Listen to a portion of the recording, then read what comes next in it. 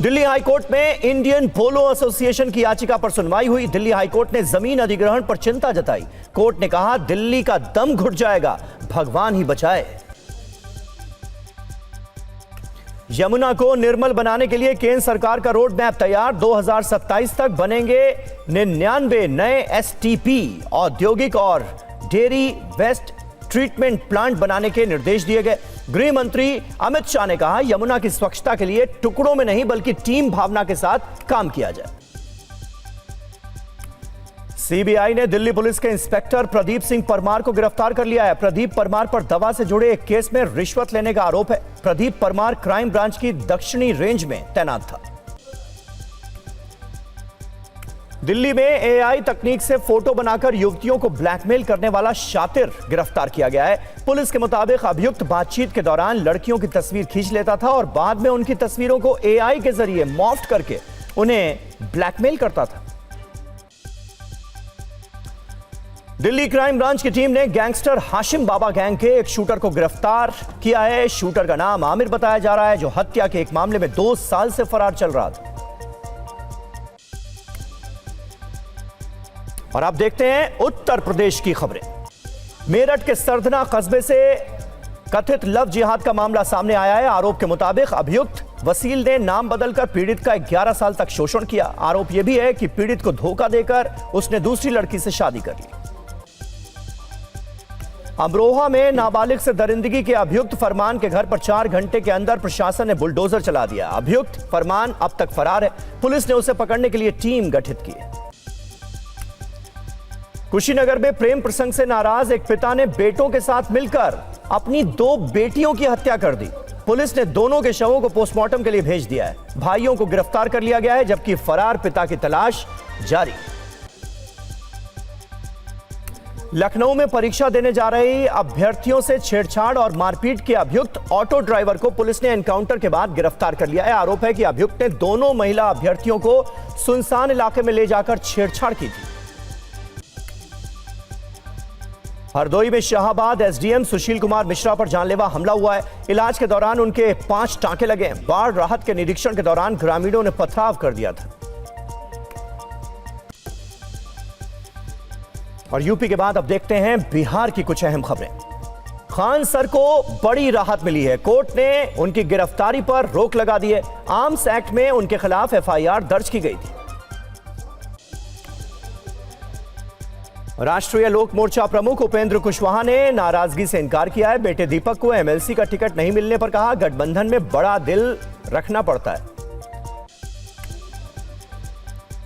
Money laundering में RJD अध्यक्ष लालू प्रसाद यादव पर आरोप तय करने को लेकर राउज एवेन्यू कोर्ट आज सुनाएगा फैसला। आईआरसीटीसी घोटाले में राबड़ी तेजस्वी भी अभियुक्त हैं। एमएलसी का टिकट ना मिलने पर फूट फूट कर रोए आरजेडी के पूर्व मंत्री शिवचंद्र राम। गुस्से में पार्टी के सभी पदों से इस्तीफा दे दिया। बिहार के सीतामढ़ी में प्रशासन का बुलडोजर एक्शन। प्रशासन ने अवैध निर्माण को गिराया। और बिहार के बाद अब पश्चिम बंगाल की खबरें। टीएमसी के 20 सांसदों ने अलग गुट के लिए स्पीकर को भेजी चिट्ठी। टीएमसी की बागी सांसद काकोली घोष का दावा नया गुट एनडीए के साथ है। सीएम शुभेंदु अधिकारी भी ममता के बागी सांसदों से मिले। बैठक के बाद दिखाया विक्ट्री साइन। शुभेंदु सरकार ने कोलकाता नगर निगम को किया भंग। आईएएस स्मिता पांडे को नियुक्त किया प्रशासक। नगर निगम चुनाव तक संभालेंगी जिम्मेदारी।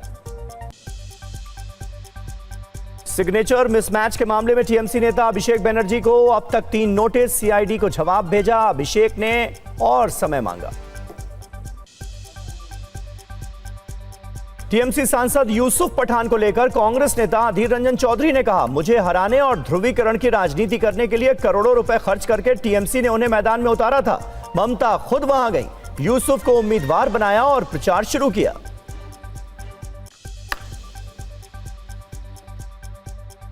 बंगाल के उत्तर दमदम नगर पालिका के 21 पार्षद भी हुए बागी। नगर पालिका अध्यक्ष विधान बिस्वास ने भी छोड़ा ममता बनर्जी का साथ।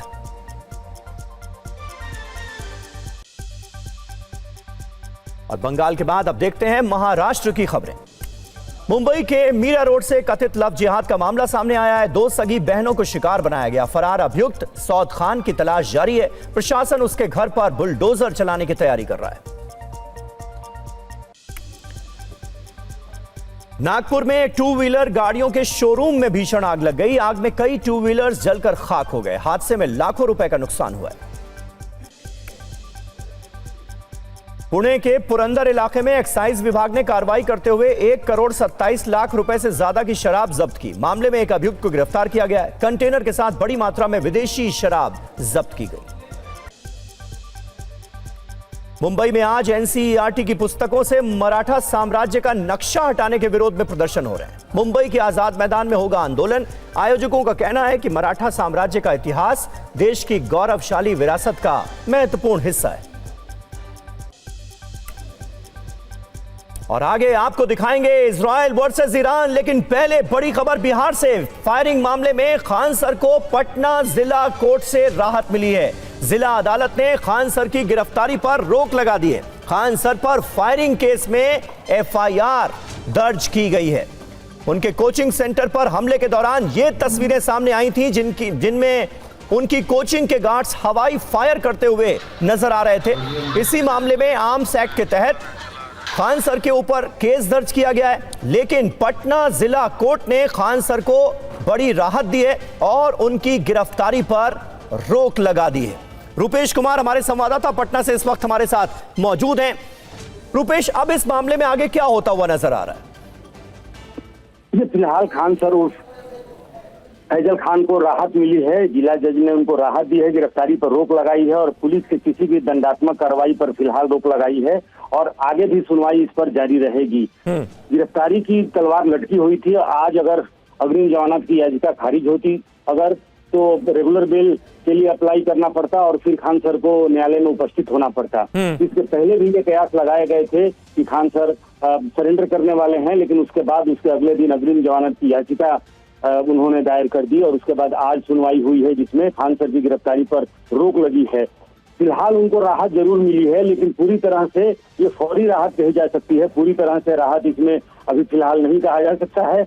भले ही फिलहाल गिरफ्तारी पर रोक लगी है, लेकिन जो एफआईआर दर्ज हुआ है जिसके आधार पर 2 जो इनके निजी अंगरक्षक हैं उनकी गिरफ्तारी हो चुकी है। उनकी जमानत पर भी आज सुनवाई पूरी होनी है। इसके अलावा जिनके ऊपर पत्थरबाजी का आरोप लगा, पत्थरबाजी करवाने का आरोप जिनके ऊपर लगा, वो भी जेल गए, उनकी भी गिरफ्तारी हुई, वो भी जेल गए। उन्होंने भी जमानत की याचिका दायर की है, उस पर सुनवाई हो चुकी है और वो फैसला सुरक्षित जज ने रख लिया है। अब अगला कदम क्या होगा? क्या खान सर इस बीच में चूंकि केस डायरी भी मांगी गई है, क्या मामला क्या है ये सबको स्पष्ट है। किस तरह से 2 जून को जो घटना हुई उसके बाद से पत्थरबाजी और हमला हुआ और खान सर ने अपने निजी 2 अंगरक्षकों को फायरिंग करने के लिए कहा कि मैं समझ लूंगा तुम फायरिंग करो और 4 राउंड गोलियां चलाई गई है। एफआईआर में भी दर्ज है और जो धाराएं लगाई गई हैं बीएनएस की 109 जो धारा लगाई गई है और ये भी कहा गया है कि खान सर के आदेश पर ये गोलियां चलाई गई और आम लोगों में भय और दहशत फैलाने के उद्देश्य से ये गोलियां चलाई गई हैं। तो हत्या का प्रयास और आम लोगों में दहशत के उद्देश्य से फायरिंग करने का जो आरोप है इस मामले में फिलहाल जरूर ठीक है। इस मामले में देखना होगा कि आगे क्या होता है। फिलहाल खान सर को बड़ी राहत मिली है। आर्म्स एक्ट के तहत जो केस दर्ज किया गया था उसमें पटना जिला कोर्ट ने उनकी गिरफ्तारी पर लगा दी है रोक। हिजबुल्लाह का दक्षिण लेबनान में हमला हुआ है। इजरायली कब्जे वाले इलाके पर यह हमला किया गया। इजरायली मरकोवा टैंक को ताजा हमले में बनाया गया निशाना। एफपीवी ड्रोन अटैक में मरकोवा टैंक तबाह हो गया। ये देखिए आप तस्वीरें, ऐतिहासिक ब्यूफोर्ट कैसल के पास ये हमला हुआ है। ये तस्वीरें आप देख रहे हैं ताजा हमले की। ये इलाका तो साउथ लेबनान का है, लेकिन यहां पर हिजबुल्लाह का हमला हुआ है और वो इसलिए क्योंकि इन इलाकों पर इजराइल का कब्जा हो चुका है।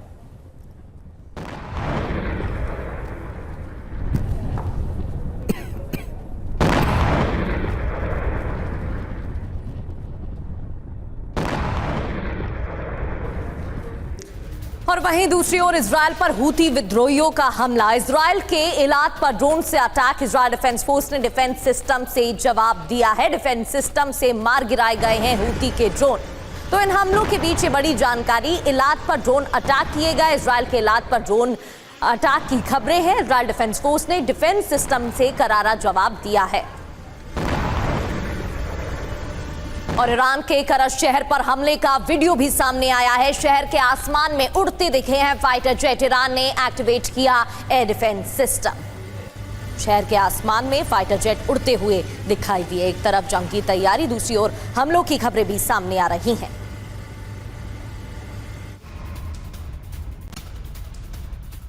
और वहीं ईरान पर इजराइल के भीषण हमले का एक और वीडियो सामने आया है। हमले से हुए धमाकों से दहल गया पूरा का पूरा इलाका। ये देखिए तस्वीरें। इजरायली डिफेंस फोर्सेस की स्ट्राइक में ईरानी डिफेंस सिस्टम को कुछ इस तरह कर दिया गया तबाह। मिसाइल इंटरसेप्टर का जखीरा भी नष्ट।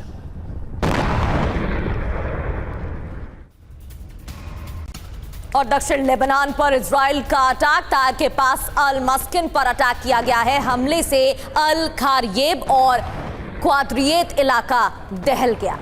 तार वो शहर जहां सबसे ज्यादा तबाही मचाई जा रही है। एक एक कर तस्वीरें भी इससे जुड़ी आपको अलग अलग दिखा रहे हैं। लेबनान पर इजराइल डिफेंस फोर्स का एक और अटैक। और ईरान पर बड़े हमले की तैयारी में था इजराइल। डोनाल्ड ट्रंप की धमकी के बाद नेतन्याहू ने अपना रुख बदल लिया। ट्रंप ने कहा अकेले जंग लड़नी होगी और इसी के बाद यह रुख बदला गया है। नेतन्याहू हमले रोकने पर तैयार हुए हैं। तो ईरान हमला नहीं करेगा तो हम भी नहीं करेंगे, अब यह कह दिया गया है।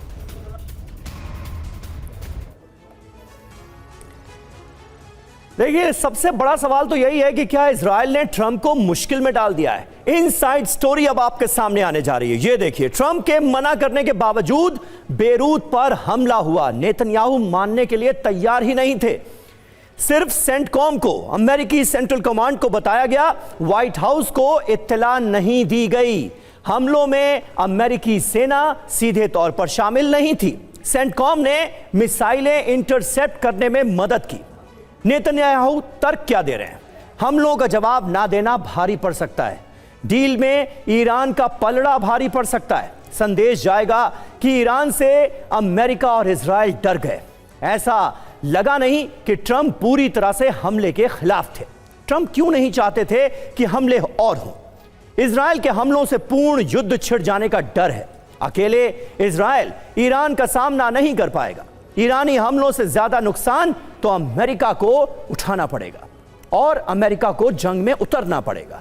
ट्रंप को लगा कि हमला करने से डील रुक सकती है और इसी वजह से ये डांट लगाते हुए डोनाल्ड ट्रंप नजर आ रहे हैं। लेफ्टिनेंट जनरल वी के चतुर्वेदी हमारे साथ मौजूद हैं। चतुर्वेदी सर, आप किस तरह से देखते हैं? डोनाल्ड ट्रंप फोन करते हैं बेंजामिन नेतन्याहू को, कभी उन्हें सनकी कहते हैं, कभी एहसान फरामोश कहते हैं, कभी कहते हैं कि पूरी दुनिया में तुम अलग थलग पड़ चुके हो और पूरी दुनिया तुमसे नफरत करने लगी है। अगर जंग लड़ोगे तो अकेले लड़ोगे, इस बार अमेरिका तुम्हारे साथ नहीं होगा। तैयार हो क्या इसके लिए? क्या आपको लग रहा है कि ये जो लेबनान पर हमले रुके हैं, इसके पीछे वाकई डोनाल्ड ट्रंप की ये डांट है?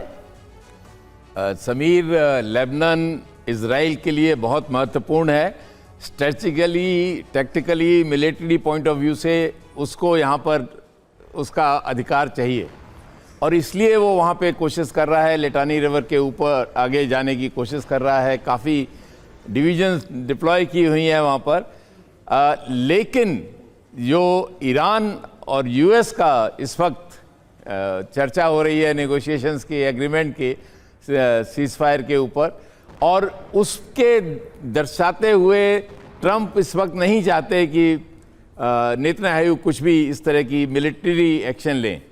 यहाँ पे हिजबुल्लाह भी है और हिजबुल्लाह की वजह से ईरान भी चाहता है कि उनको सपोर्ट करे और ये बड़ा एक कंफ्यूजिंग ट्रायंगल समझ लीजिए, जिसमें हिजबुल्लाह भी, ईरान भी, अमेरिका और चौथा पार्टी नेतन्याहू साहब इजराइल भी आ जाते हैं। तो इजराइल को धमकाने की बात मैं नहीं समझता कि डोनाल्ड ट्रंप इस तरह से कहीं कर सकते हैं, लेकिन दिखाने के लिए जरूर, वर्ल्ड को दिखाने के लिए कि मैं नहीं चाहता कि यहाँ पे अशांति हो, मैंने ट्रंप नेतन्याहू को ऐसा कह दिया। नेतन्याहू ने जो रिटेलिएट किया है कल ईरान के ऊपर, उसमें America definitely was part of it, aware तो था ही। उनको अगर सेंटकॉम को बताया है तो ये सेंटकॉम की जिम्मेवारी है कि अमेरिका को व्हाइट हाउस को बताएं। हाँ, ये बात थोड़ी सी मुझे भी अजीब लगी कि सेंटकॉम को पता था, अमेरिकी सेंट्रल कमांड को पता था, लेकिन व्हाइट हाउस को नहीं बताया गया। इसका मतलब क्या है? मतलब ये ऐसा मुमकिन है क्या कि सेंट्रल कमांड को पता हो लेकिन व्हाइट हाउस को पता ही ना हो, या फिर अपना पल्ला झाड़ने की कोशिश यहां अमेरिका का? समीर बिल्कुल सही कहा, ऐसा बिल्कुल नामुमकिन है। ये जो एक बैटल ड्रिल के तौर पे हर हालत में पेंटागन को मालूम होगा, हर हालत में अमेरिकन प्रेसिडेंट को मालूम होगा कि इस तरह की रिटेलिएशन इजराइल करने जा रहा है। राइट। और मैं समझता हूं कि उनकी सहमत भी होगी, क्योंकि इस तरह के टेस्टिंग, कभी कभी टेस्टिंग के लिए इस तरह के स्पेकुलेटिव फायर और इस तरह के रिटेलिएशन किए जाते हैं लड़ाई के दौरान। बिल्कुल सर, और इस वजह से पेंटागन ने मदद की इजराइल की हमले के दौरान। ये एक खुफिया जानकारी रिपोर्ट भी निकलकर सामने आई थी जिसमें बताया गया था कि किस तरह से मदद की गई है। और वाकई में अगर सेंटकॉम को जानकारी है, पेंटागन को जानकारी और व्हाइट हाउस को जानकारी नहीं है तो सवाल उठ रहे हैं। इराक में आज फिर बमबारी हुई है, इसी से जुड़ी एक बड़ी खबर है। उत्तरी इराक में भीषण हमला, नॉर्थ इराक में अटैक किया गया। भीषण धमाकों से इलाका थर्रा उठा है। आसमान में ईरान की मिसाइलें नजर आईं। उत्तरी इराक में भीषण हमले की ये तस्वीरें आपके सामने।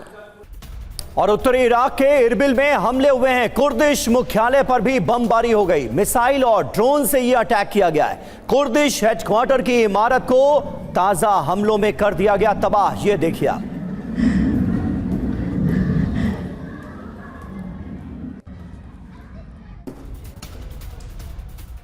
और इस बीच एक डेवलपमेंट और हुआ है, इसे नजरअंदाज नहीं किया जा सकता। इजराइल ने गाजा में एयर स्ट्राइक कर दी। फिर से हेलीकॉप्टर से हमास पर बमबारी की गई।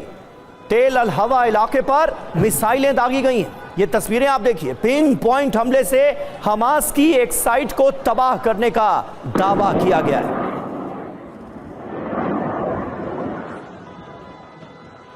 ये तस्वीरें आप देख रहे हैं, लाल घेरे में आपको इजरायली हेलीकॉप्टर नजर आ रहा है और बमबारी जहां पर की जा रही है वो गाजा का इलाका है। गाजा का पूरा जो इलाका है वो तबाह हो चुका है, बर्बाद हो चुका है। और अब काफी समय के बाद एक बार फिर गाजा के आसमान में इजरायली हेलीकॉप्टर्स नजर आए हैं बम बरसाते हुए।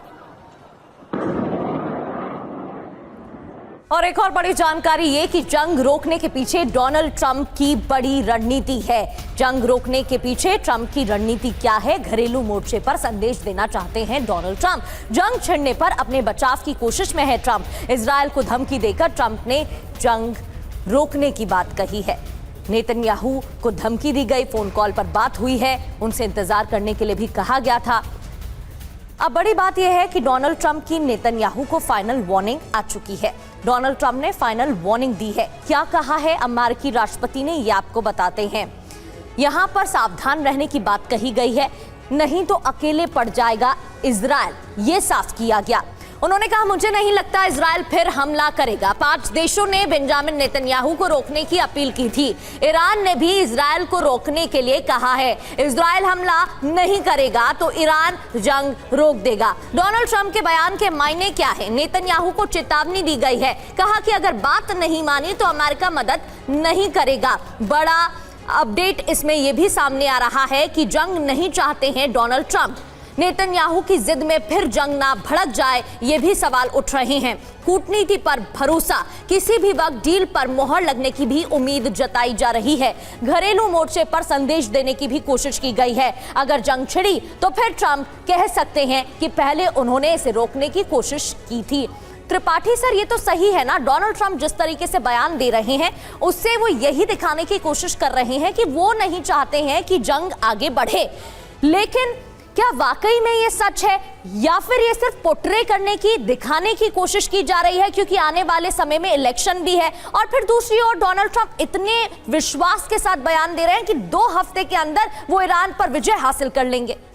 देखिए, ट्रंप ने कई बार धमकियां दी हैं, कई बार इजराइल को रोकने के लिए कहा है, जबकि सच तो ये है कि इजराइल ने जो हमला किया, ट्रंप ने जो हमला किया था, अमेरिका ने जो ईरान पे हमला किया था, वो सिर्फ इजराइल के कहने पे, इजराइल के द्वारा एक तरह से मजबूर किए जाने पे किया था। इजराइल ट्रंप के लिए भस्मासुर बन चुका है और ट्रंप उसको रोक नहीं पा रहे हैं, क्योंकि इजराइल के लिए भी ये अस्मिता का सवाल है, एग्जिस्टेंशियल क्राइसिस है।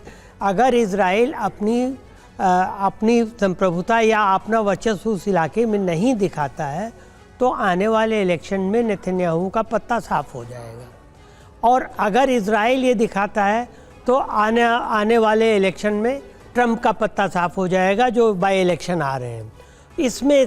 और देखिए इजराइल ने भी क्या कहा है, इजराइल ने ये नहीं कहा कि हम युद्ध रोक देंगे, इजराइल ने कहा कि अगर ईरान ने हमला नहीं किया तो हम भी हमला नहीं करेंगे। ईरान ने भी कहा कि अगर इजराइल ने युद्ध रोका, हमला रोका तो हम भी हमला रोक देंगे। ये बहुत बड़ी फाइन डिवाइडिंग लाइन होती है।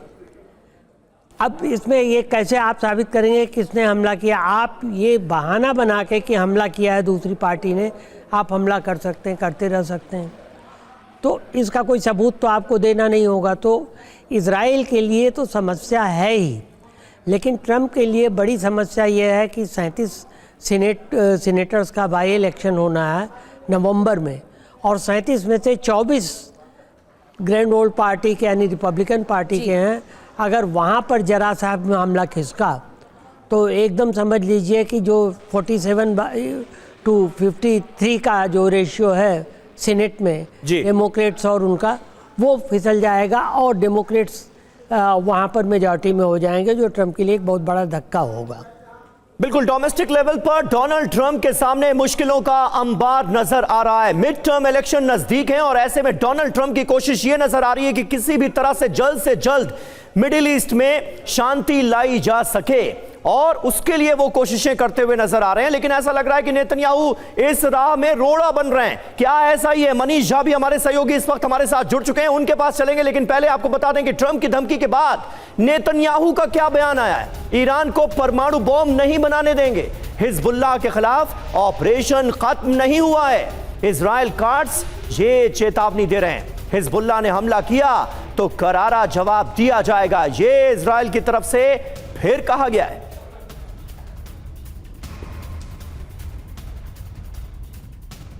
ट्रंप की धमकी नेतन्याहू नहीं मानेंगे क्या? सवाल यही है, क्योंकि अभी तक कई ऐसे अधूरे लक्ष्य हैं जो इजराइल ने पूरे नहीं किए, जिनकी चर्चा नेतन्याहू कई बार कर चुके हैं। नेतन्याहू के 5 बड़े बयान एक एक कर आपको बताते हैं। ईरान ने फिर हमला किया तो जबरदस्त जवाब देंगे, वार्निंग उनकी तरफ से दी गई है। इसके अलावा ईरान को परमाणु हथियार हासिल नहीं करने देंगे, वही पुराना बयान उनकी तरफ से दोहराया गया। हिजबुल्लाह के खिलाफ अभियान अभी खत्म नहीं हुआ है, यह भी बताया गया है। ट्रंप के साथ बातचीत सम्मान सहयोग के माहौल में हो रही है, यह भी बताया। नेतन्याहू ने इन बयानों के जरिए क्या संदेश देने की कोशिश की कि भले हमले रुक गए हैं लेकिन सैन्य विकल्प अभी भी हमारे पास खुले हुए हैं। ईरान ने हमला किया तो जवाब देने के लिए हमारी पूरी तैयारी है। ईरान को किसी कीमत पर एटम बॉम्ब नहीं बनाने देंगे, और लेबनान में इजरायली ऑपरेशन खत्म अभी नहीं हुआ है। डोनाल्ड ट्रंप के साथ टकराव नहीं चाहते हैं नेतन्याहू, यह भी अपने बयान के जरिए क्लियर किया है। और हमारे साथ हमारे सहयोगी मनीष झा इस वक्त मौजूद हैं। मनीष, दिखाने की कोशिश क्या की जा रही है, हो क्या रहा है? हाथी के दांत दिखाने के और खाने के, और डोनाल्ड ट्रंप ये बताने की कोशिश तो कर रहे हैं कि इजराइल पर दबाव डालकर देखो उन्होंने जंग कैसे रुकवा दी। लेकिन इजराइल तो कह रहा है कि एक रॉकेट हिजबुल्लाह का आया और जंग दोबारा शुरू हो जाएगी, लेबनान में फिर इजरायली मिसाइलें गरजने लगेंगी। बिल्कुल, देखिए मामला बहुत ही दिलचस्प है और जटिल भी है। जटिल इसलिए क्योंकि इसमें केवल डोनाल्ड ट्रंप और नेतन्याहू प्लेयर के तौर पर नहीं है, इसमें बहुत सारी बातें हैं। मसलन कि लेबनान के 20% से अधिक टेरिटरी पर इस वक्त आईडीएफ कंट्रोल करके बैठी हुई है, लितानी रिवर के पार तक। और ऐसे में जाहिर है कि आईडीएफ और हिजबुल्लाह के बीच हर दिन हर घंटे फाइटिंग चल रही होती है। अब उसमें से जाहिर है कि अगर एक भी रॉकेट हिजबुल्लाह का नॉर्थ इजराइल आया तो सारी जो अभी अंडरस्टैंडिंग है वो टूट जाएगी। और उसके जवाबी कार्रवाई में आईडीएफ जब बेरूत पर हमला करेगा तो ईरान ने जो अपनी एक लक्ष्मण रेखा खींच रखी है, फिर ईरान को हमला करना पड़ेगा और फिर दोबारा से ईरान वर्सेस इजराइल शुरू हो जाएगा। लेकिन इसके बीच में एक बात और भी देखिए, ट्रंप कह रहे हैं कि ट्रंप ने इस बार नेतन्याहू को धमकी देकर रोक लिया। लेकिन इजराइल में चर्चा कुछ और है। इजराइल में चर्चा यह है कि प्रधानमंत्री ऐसा होना चाहिए जो यूएस के प्रेसिडेंट के ना करने के बावजूद भी अपना एक्शन ले ले। और कल जो इजराइल ने अमेरिका के मना करने के बाद भी हमला किया, इसको लेकर नेतन्याहू को दूसरे तौर पर देखा जा रहा है। उनका काम हो गया है, अब अगर दोबारा से ईरान हमला करेगा फिर दोबारा से ये हमला करेंगे। ओके, सर्कल को कैसे तोड़ेंगे ट्रंप, ये तब तक नहीं तोड़ पाएंगे जब तक डील नहीं होगी, और डील ईरान करेगा तब तक नहीं जब तक लेबनान से आईडीएफ बाहर नहीं निकलेगी। आईडीएफ तब तक बाहर नहीं निकलेगी जब तक डील नहीं हो जाएगी, जब तक ईरान से गारंटी नहीं मिल जाएगी। तो मतलब पहले तुम के चक्कर में यहां स्थिति ऐसी बनी हुई है कि लगातार ग्राउंड पर लड़ाई जारी रहेगी, और उसमें से एक छोटा सा कहीं से भी एक फायरिंग दोबारा से ईरान वर्सेस इजराइल की जंग को शुरू कर देंगे। बिल्कुल, और ट्रंप अभी भी कह तो यही रहे हैं मनीष कि नेतन्याहू को वरना जंग अकेले लड़नी पड़ेगी। तो आने वाले वक्त में यह मुमकिन है कि इजराइल की तरफ से हमले होते रहें और डोनाल्ड ट्रंप कहीं ना कहीं बैक स्टेज सपोर्ट नेतन्याहू को देते रहें। इसकी भी तो पूरी संभावना है, बहुत छोटे में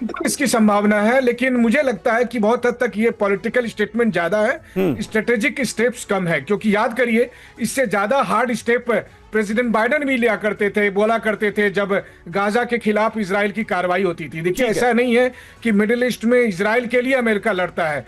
इजराइल की बहुत सारी परेशानियां, बहुत सारी मुसीबत अमेरिका की वजह से। बिल्कुल सही बात है, बिल्कुल सही बात है। कई कॉमन कॉज हैं जिसके चलते अमेरिका और इजराइल हमेशा एक दूसरे के साथ खड़े नजर आते हैं। और इजराइल की गाजा में इस बीच एयर स्ट्राइक हुई है, हेलीकॉप्टर से हमास पर की गई बमबारी, तेल अल हवा इलाके पर दागी गई हैं मिसाइलें। कुछ और तस्वीरें इसकी आपको दिखाएंगे। खबर हमने इससे पहले आपको बताई थी, पिन पॉइंट हमले से हमास की साइट तबाह हो गई है। अब यह जानकारी सामने आ रही है, हेलीकॉप्टर से हमास के ठिकानों पर की गई है बमबारी। इजराइल ने गाजा के तेल अल हवा इलाके पर मिसाइलें दागी।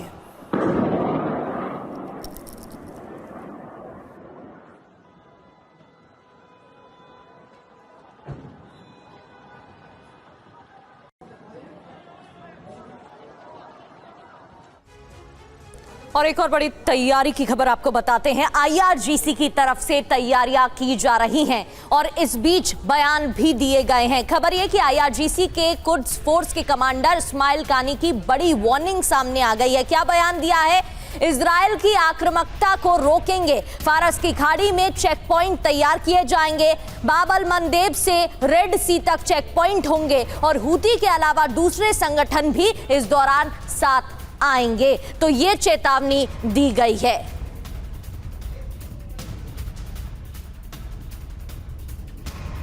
ईरान चेक पॉइंट बनाएगा, आईआरजीसी की तरफ से ये चेतावनी दी गई है। तो इजरायली आक्रामकता का जवाब देने की बड़ी तैयारी यहां पर की गई है। आईआरजीसी के कुड्स फोर्स के कमांडर इस्माइल कानी ने क्या कहा है, ये आपको बताते हैं। इजरायली आक्रामकता का जवाब देने की बड़ी तैयारी की गई है। अगर हमला हुआ तो कोई भी पीछे नहीं रहेगा, हर मोर्चे से जवाब दिया जाएगा। स्ट्रेट ऑफ हॉर्मुज से लेकर बाब अल मंदेब तक नया सुरक्षा घेरा तैयार किया जाएगा और फारस की खाड़ी से रेड सी तक नया बेल्ट भी डेवलप किया जाएगा। यमन के साथ दूसरे समूह भी इन इलाकों में एक्टिवेट किए जाएंगे, ये भी कहा गया है। चतुर्वेदी सर, यहां ईरान की तरफ से लगातार चेतावनी दी जा रही है। हालांकि इजराइल की तरफ से भी नेतन्याहू ये कह चुके हैं कि अगर ईरान हमला करता है तो फिर हम और अग्रेसिवली अटैक करेंगे। लेकिन ईरान वही बात दोहरा रहा है कि फिर स्ट्रेट ऑफ हॉर्मुज तक बात सीमित नहीं रह जाएगी। अल बाब मंदेब के साथ भी वही होगा जो स्ट्रेट ऑफ हॉर्मुज में हो रहा है और इसका असर पूरी दुनिया पर होगा। प्रगति, ये नेवल वॉरफेयर एक अलग डोमेन में चला जाएगा अगर इस तरह की बातें हुई। और बाब अल मंडेब, रेड सी वगैरह का जो एरिया है वो इजराइल को डेफिनेटली बहुत ही स्ट्रेटजिक है, इजराइल के लिए इफेक्ट करेगा। और इसलिए इजराइल भी और अमेरिका भी, ईरान की जो नेवी है आज बहुत शक्तिशाली नेवी में इसका पहचान नहीं है। अगर वो चाहता है कि बंदर अब्बास से लेके बाब अल मंडेब तक अपनी चेक पॉइंट बनाएगा, ये अमेरिका कभी परमिट नहीं करेगा। सेंट्रल कमांड वहाँ पर है, वो उनको किसी हालत में ये चेक पॉइंट नहीं बनाने देंगी। ये हाई सीज हैं, इन पे सभी का है कब्जा और बहुत एक अलग डायमेंशन लड़ाई की शुरू होगी। लेकिन इसका जो असर पूरे विश्व पे पड़ेगा और जब विश्व में पड़ेगा तो इनके ऊपर प्रेशर पड़ेगा, बहुत ईरान के ऊपर भी पड़ेगा, इजराइल के, अमेरिका के ऊपर, ये जल्दी से जल्दी ख़त्म की जाए। लेकिन मैं नहीं समझता, कैपेबिलिटी और पॉसिबिलिटी दोनों एग्जिस्ट करती हैं, लेकिन मैं नहीं समझता कि ये ज़्यादा पॉसिबिलिटी है इसकी होने की। इस तरह की अगर लड़ाई हुई तो बहुत ही विध्वंसक होगी और बहुत लार्ज इसका स्केल हो जाएगा। ऐसा मैं नहीं समझता कि ईरान इतनी बड़ी रिस्क लेने को अभी तैयार है। ठीक है, ठीक है। और देखिए, इस बीच एक अहम खबर और अपने दर्शकों को बता दें, क्योंकि हूती का भी जिक्र हुआ। हूती का लाल सागर में पूरी नाकेबंदी का ऐलान हो गया है। इजराइल से जुड़े जहाजों पर बड़े हमले का अलर्ट जारी किया गया है। बाब अल मंदेब एक बार फिर चर्चा में है। बाब अल मंदेब स्ट्रेट बंद करने की हूती ने वार्निंग दे दी है। लाल सागर में जहाजों की आवाजाही ठप होने का खतरा पैदा हो गया है। तेल की कीमत $200 प्रति बैरल पहुंचने की आशंका है।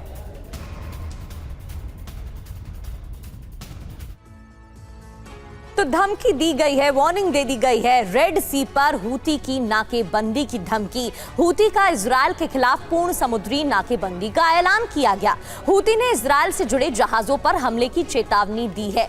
बाब अल मंदेब स्ट्रेट में आवाजाही रोकने का मैसेज संकेत दिया गया है। दुनिया के कुल समुद्री तेल व्यापार का करीब 12% यहीं से होकर गुजरता है। नाकेबंदी से कच्चे तेल की कीमत $200 प्रति बैरल तक पहुंच सकती है। सप्लाई चेन टूटने से दुनिया भर में कमोडिटी और अनाज महंगे हो सकते हैं, यानी कि आर्थिक तौर पर नुकसान होगा। और इस बीच ईरानी संसद के स्पीकर कालीबाफ ने भी एक बड़ी धमकी दी है। युद्ध और कूटनीति दोनों के लिए हम तैयार हैं। जंग हो या डील हो, पीछे नहीं हटेंगे। अमेरिकी ब्लॉकेड युद्ध विराम का उल्लंघन है। अमेरिका इजराइल पर भरोसा नहीं किया जा सकता, ये कह रहे हैं कालीबाफ। कालीबाफ की तरफ से कहा गया है कि फिर युद्ध शुरू करना चाहता है अमेरिका।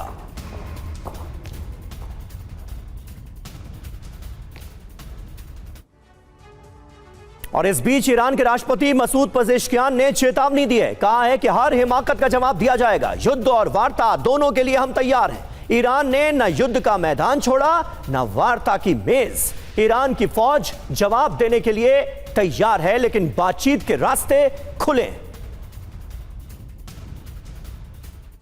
डोनाल्ड ट्रंप की डील की उम्मीद, ईरान का ऐलान कि नहीं झुकने वाले हैं ईरानी। अमेरिकी नौसैनिक नाकेबंदी को हराएंगे। क्या कहा गया है? अमेरिका पर भरोसा नहीं कर सकते हैं। एक बार फिर से ये बात दोहराई गई। जैसी जरूरत होगी वैसा ही फैसला इस दौरान लिया जाएगा। जी हां, बता दिया गया है कि हमला अगर हुआ तो जवाब दिया जाएगा। डील होगी तो बात करने के लिए तैयार है। दबावों के बावजूद ईरान झुकेगा नहीं, ये कहा गया है। कालीबाफ के बयान के मायने भी समझ लीजिए। अमेरिका से किसी डील की ज्यादा उम्मीद ईरान नहीं कर रहा है। हॉर्मुज में नाकेबंदी हटाने की तैयारी कर रहा है ईरान। डील के साथ ईरानी डिफेंस के मोर्चे भी तैयार नजर आ रहे हैं। त्रिपाठी सर, जिस तरीके से यहां पर बयान दिए जा रहे हैं, साफ है, भले ही डोनाल्ड ट्रंप कितने भी कॉन्फिडेंस के साथ ये कह लें कि 2 हफ्ते के अंदर सब कुछ ठीक हो जाएगा, बातचीत चल रही है और ईरान चाहता है कि अच्छी डील हो जाए, लेकिन यहां तो जंग की तैयारी हो रही है और ऐसा लग रहा है कि विध्वंस का नया चैप्टर शुरू हो रहा है। देखिए, डोनाल्ड ट्रंप तो ये भी कहते रहे थे, शुरू में ही उन्होंने कहा था कि 3 दिन के अंदर हम ईरान पे कब्जा कर लेंगे, युद्ध बंद हो जाएगा। उसके बाद जब सीज़ फायर कहा तो हुआ तो उन्होंने कहा कि सीज़ फायर में भी हम 1 हफ्ते के अंदर, 10 दिन के अंदर हम डील कर लेंगे। तो ट्रंप की बात का तो कोई भरोसा नहीं है और ना उनकी बात का कोई विश्वास है। ईरान दूध का जला हुआ है। ईरान ने 2 बार ये देखा है कि इधर वार्ता चल रही है, उधर वार्ता के दौरान ही ट्रंप ने युद्ध की शुरुआत कर दी। तो ईरान तो ये इस बात पे, ईरान अगर ट्रंप का भरोसा नहीं कर रहा तो वो सही है, क्योंकि ग्राउंड पे कुछ रियलिटी दिखाई तो जाए कि क्या हो रहा है, किस तरह से आप कर रहे हैं। आप अपने जहाज भी, जंगी जहाज भी आपने वहाँ लगाए हुए हैं, आप हमले भी कर रहे हैं, आप इजराइल से भी हमले करा रहे हैं और उसके बाद आप कहते हैं कि हम डील करेंगे। तो ठीक बात है सर, ठीक बात है। और देखिए, इस बीच एक और अहम खबर आ रही है। ओमान तट के पास ऑयल टैंकर में आग लगी है। मिसाइल हमले के बाद यह आग लगी है, यह जानकारी मिल रही है। टैंकर में सवार सभी भारतीय सुरक्षित हैं। ओमान की रेस्क्यू टीम ने इन्हें सुरक्षित निकाला है। ये तस्वीरें देखिए सामने आ गई हैं, किस तरह के हालात बना दिए गए हैं पूरी दुनिया में। ये तस्वीरें आप देखिए किस तरह से ओमान तट के पास एक ऑयल टैंकर में आग लग गई और इसमें कई भारतीय भी मौजूद थे। मिसाइल हमला हुआ और आग लग गई।